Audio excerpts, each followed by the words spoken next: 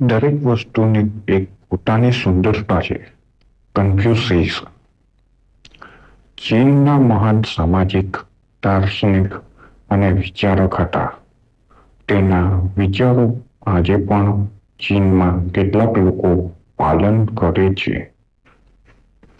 આપણે 3 રીતે જ્ઞાન મેળવી શકીએ છીએ. વિચાર દ્વારા, જે સૌથી શ્રેષ્ઠ છે. અનુકરણ દ્વારા, જે સૌથી સરળ છે. અને અનુભવ દ્વારા, જે સૌથી કડવો છે. તેનાથી ફરક નથી પડતો કે તમે કેટલા ધીરે ચાલો છો.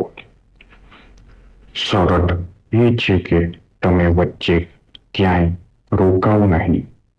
દરેક વસ્તુમાં સુંદરતા છે, પણ દરેક તેને જોઈ શકવા સક્ષમ નથી. જ્યાં પણ જાઓ, દિલથી જાઓ. જીવન હકીકતે સરળ છે, પણ આપણે તેને જટિલ બનાવવા પર ભાર મૂકીએ છીએ. જો તમે કોઈ ભૂલ કરો છો અને તેને સુધારતા નથી, તો તેને ભૂલ કહી શકાય. ભવિષ્યને પરિભાષિત કરવા માટે ભૂતકાળનો અભ્યાસ કરો.